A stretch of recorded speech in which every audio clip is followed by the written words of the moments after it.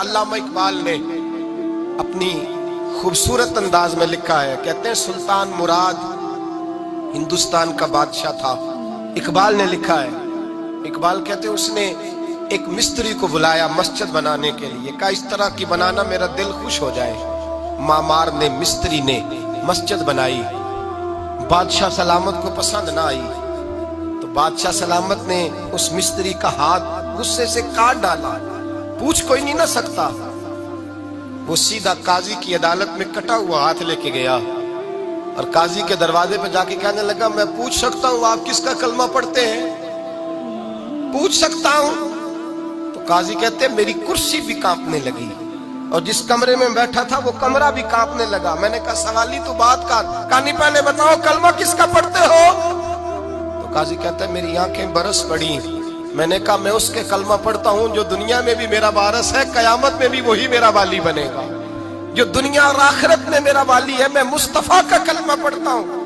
تو کہنے لگے ہاں اس لیے تجھ سے یہ بات کہلوائی ہے کہ کہیں تو بادشاہ کا تو کلمہ نہیں پڑھتا، معاذ اللہ، تو قاضی عدالت میں بیٹھا ہے کرسی پہ، اس کا کلمہ تو نہیں پڑھتا؟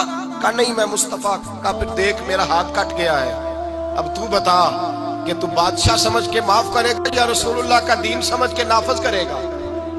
ڈاکٹر اقبال کہتے ہیں وہ قاضی نے حکم جاری کیا کہ فوراً بادشاہ کو بلایا جائے۔ ہندوستان کا فرما روا پیغام گیا تو کانپتا ہوا آیا، قاضی نے سامنے کھڑا کیا، ایک طرف بادشاہ اور ایک طرف وہ معمولی معمار مستری کام کرنے والا۔ تو قاضی گرجدار آواز میں کہنے لگے بادشاہ تو بتا، اس کا خون سرخ ہے تو تیرا سرخ نہیں؟ اس کے بازو پہ گوشت ہے تو تیرے بازو پہ نہیں؟ اسے درد ہوتا ہے تو تجھے نہیں ہوتا؟ یہ تو نے کیا حرکت کی؟ بادشاہ کی گردن جھک گئی۔ قاضی کہنے لگے پکڑو اس کو باہر لے جاؤ اور اس کا بازو کاٹ دو، اس کا بازو کاٹ دو۔ ڈاکٹر اقبال کہتے ہیں جہاں کانپ رہا تھا سارا کچھ وہاں خوشی کے شادیانے بجنے لگے۔ قاضی کہنے لگا اس کا بازو کاٹو اور اس کو بتاؤ امیر غریب کا فرق اتنی دیر ہوتا ہے جتنی دیر بندہ مسلمان نہیں ہوتا، اور جب کوئی رسول اللہ کا غلام ہو جاتا ہے پھر سارے برابر ہو جایا کرتے ہیں۔ بنداؤ صاحب و محتاج و غنی ایک ہوئے، تیری سرکار میں پہنچے تو سبھی ایک ہوئے، تیری سرکار میں پہنچے تو سبھی ایک ہوئے۔ اور اپنی ملت پر قیاس اقوام مغرب سے نہ کر، خاص ہے ترکیب میں قوم رسول ہاشمی، لے جاؤ کاٹو اس کا بازو۔ اقبال کہتے ہیں جب باہر لے جایا گیا بادشاہ کو تو بادشاہ نے گردن جھکائی۔ وہ مستری کہنے لگا تو نے گردن کیوں جھکا دی ہے، اب کیا ہوا؟ تو بادشاہ سلطان مراد آنکھ کھول کے کہنے لگا بھول گیا تھا، غلطی ہو گئی تھی، بادشاہی کے تکبر میں آیا تھا، وہ جو تیرا ہاتھ کاٹا ہے وہ تکبر سے کٹ گیا ہے، اور یہ جو گردن میں نے جھکا دی ہے یہ میں نے اپنے نبی کے دین کی حد کے نیچے جھکا دی ہے، حضور کے قانون کے نیچے جھکا دی ہے، یہاں سزا لوں گا وہاں شرمندہ نہیں ہونا چاہتا۔ اس مستری نے بڑھ کے سینے سے لگا لیا اور کہنے لگا قاضی صاحب میں نے معاف کیا، مجھے پتا چل گیا ہے کہ مسلمان بادشاہوں کا کلمہ نہیں پڑھتے، محمد عربی کا کلمہ پڑھتے ہیں، رسول اللہ کا کلمہ پڑھتے ہیں، اور جب تک مسلمان نبی پاک کا کلمہ پڑھیں گے کوئی اللہ کی حدوں کو نہیں توڑے گا، کوئی دین کو پامال نہیں کرے گا، کسی کے اندر طاقت پیدا نہیں ہوگی کہ وہ دین کی حد کو توڑ سکے۔ حضرت جناب سیدنا محمود غزنوی رحمت اللہ تعالی علیہ بیٹھے ہیں اپنے دربار میں، ایک غریب عورت تڑپتی روتی ہوئی آئی، ماں بلکتی ہوئی آئی اور آگے کہنے لگی بادشاہ ذرا مجھ غریبنی کی فریاد بھی سن۔ بادشاہ نے کہا جلدی سے بلاؤ کہیں اس کی چیخیں کوئی زلزلہ برپا نہ کر دیں۔ قریب آئے، کیا بات ہے؟ کہنے لگی کوئی شاہی خاندان کا نوجوان ہے، میں بیوہ عورت ہوں، ہندو مذہب سے تعلق رکھتی ہوں، میری 4 بیٹیاں ہیں، کوئی بادشاہ کوئی شاہی خاندان کا نوجوان ہے، سپاہیوں سمیت آتا ہے، شراب کے مٹکے لاتا ہے، میرے گھر میں گھستا ہے، میرے پاس اور تو کوئی شے نہیں، ایک عزت ہی ہے۔ جب وہ جوان بیٹی کی طرف دیکھتا ہے تو میں سوچتی ہوں اب دنیا میں بچا کیا ہے؟ بادشاہ میں بڑی مشکل سے تجھ تک پہنچی ہوں، میں اگرچہ ہندو ہوں پر میری فریاد رسی کون کرے گا؟ سلطان محمود غزنوی کہنے لگے تو جا اور میں نے اپنے سارے سپہ سالاروں کو سپاہیوں کو حکم دے دیا ہے آئندہ جب تو آئے گی تو تجھے رات کا وقت بھی میرا دربار کھلا ملے گا، جیسے ہی وہ تیرے گھر آئے فوراً پہنچ جانا، آ کے اطلاع دینا۔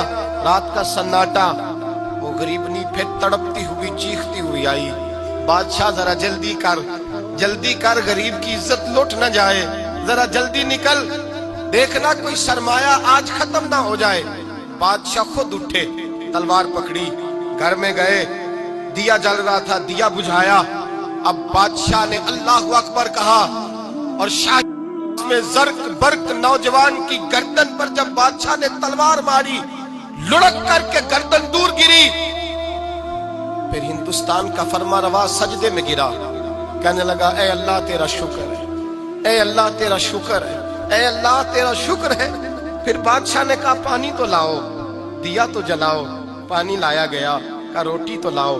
خشک روٹی کے چند ٹکڑے بادشاہ نے کھائے، 1 گلاس پانی کا، 2 گلاس پانی کے، 4 گلاس پانی، 2 جگ بادشاہ پانی کے پی گیا۔ اور پھر روتا ہوا جب اٹھا تو بی بی کہنے لگی بادشاہ تیرا شکریہ، پر مجھے سمجھ نہیں آئی اس رنگ کی، دیا کیوں بجھایا ہے، سجدہ کیوں کیا ہے، پانی کیوں مانگا ہے؟ تو بادشاہ کہنے لگا بی بی بس تیرا کام ہو گیا، تو چھوڑ۔ کہنے لگی ذرا بتا تو صحیح، تجھے واسطہ اس رسول کا جس کا تو نے دین نافذ کیا ہے اور جس کے کہنے پر تو نے غریبنی کا کام آج اس کی عزت کو لٹنے سے، بتا تو صحیح۔ تو بادشاہ کہنے لگا ایک کی بہن ہے اور یہ جو تیرے گھر آیا تھا یہ اسی ایک بہن کا بیٹا ہے اور اکلوتا بیٹا ہے۔ تحقیق کی تو پتا چلا میرا اپنا بھانجا یہ ظلم کر رہا ہے۔ میں نے قسم کھائی تھی کہ جب تک تجھے انصاف نہیں ملے گا نہ روٹی کھاؤں گا نہ پانی پیوں گا۔ آج 3 دن سے حلق خشک ہے، اس لیے کہ مصطفیٰ کا دین نافذ کرنا ہے، اس لیے کہ حدود اللہ کو قائم کرنا ہے۔ فرمایا آج جب میں نے دیا گل کیا، آج چراغ بجھایا تو اس لیے کہ جب بھانجے کو ماروں تو کہیں بہن کی صورت سامنے نہ آ جائے۔ یہ انصاف ہے، یہ بے انصاف ہوتا ہے۔ یہ وہ انصاف ہے جو نہیں دیکھتا کہ سامنے کیا ہے، اس کی آواز نہیں ہوتی، دھڑکن نہیں ہوتی، یہ تلوار چلتی ہے تو لحاظ نہیں کرتی، اس لیے دیا بجھایا تھا۔ اور سجدہ شکر اس لیے ادا کیا ہے کہ اے اللہ تیرا شکر ہے میں نے تیرے رسول کا دین نافذ کر دیا ہے۔ یہ بات کہہ کر کے سلطان محمود غزنوی کہنے لگے پانی پیا ہے اس لیے کہ اس دن کا پیاسا ہوں جس دن تو فریاد لے کے آئی، خشک روٹی اس لیے کھائی ہے اس دن کا بھوکا ہوں جس دن تو پھر روتے ہوئے۔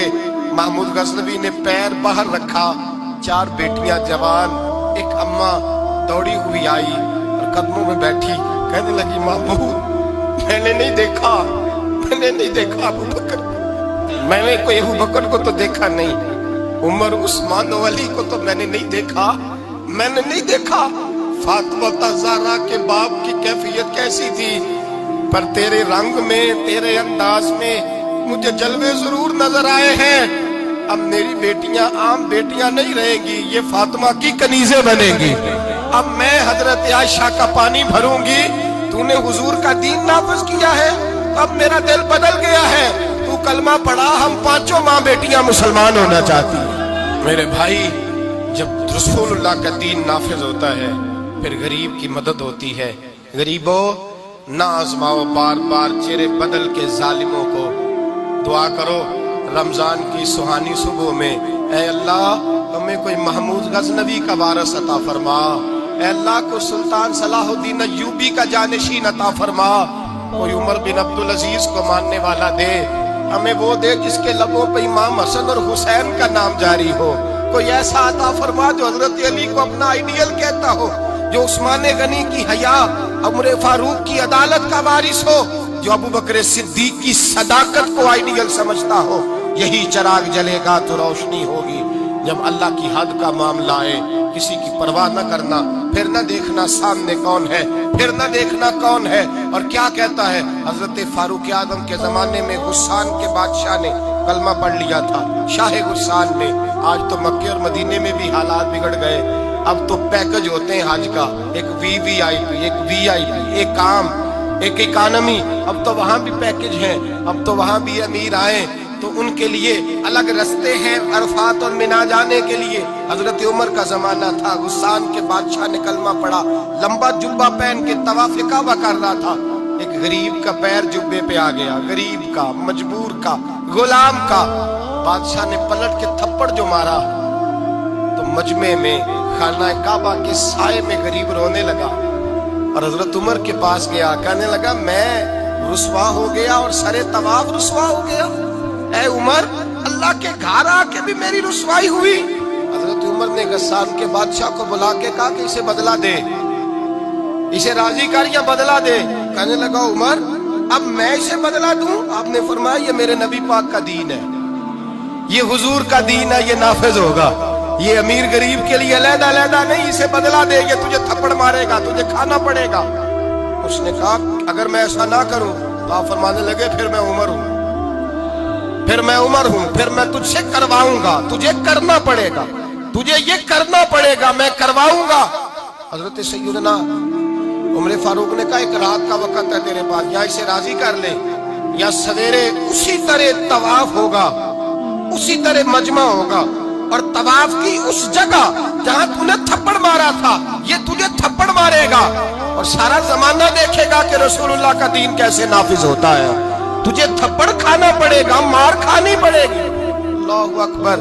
جب سیدنا فاروق اعظم نے اسے یہ کہا، ایک رات سوچنے کا وقت لیا، اس نے راتوں رات سامان اٹھا کر کے واپس بھاگ گیا، عیسائی ہو گیا۔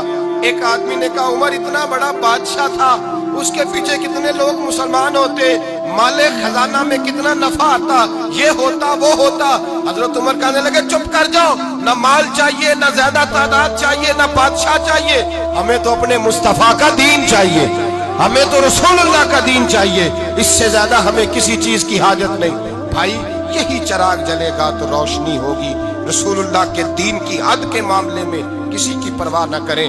جب آپ کو واضح قرآن کی آیت مل جائے، جب حدیث مبارکہ واضح مل جائے، پھر اپنی رائے پہ پھر اس پر اپنی رائے کو نہ ڈالیں، تھوپے نہ، پھر یہ نہ دیکھ کہ میں نے گھر بچانا ہے، میں نے فلاں چیز بچانی ہے۔ بس اللہ تبارک و تعالیٰ کی حد کا جہاں معاملہ ہے، میں نے شروع میں کہا تھا ہر رشتہ توڑ دو، ہر تعلق توڑ دو، اپنا آپ بھی ٹوٹتا ہے تو توڑ دو، لیکن دیکھنا کہیں رب رسول کی حد نہ ٹوٹنے پائے۔ یہ حد کبھی نہیں ٹوٹنی چاہیے۔ دین اسلام کی جو حدود اللہ اور اس کے رسول نے متعین فرمائی ہیں ان کو کبھی نہیں ٹوٹنا چاہیے۔ دعا ہے خالق کی بارگاہ میں اللہ تعالی ہمیں اپنے محبوب کے دین کی حفاظت کی توفیق عطا فرمائے۔ آخر دعوانا ان الحمد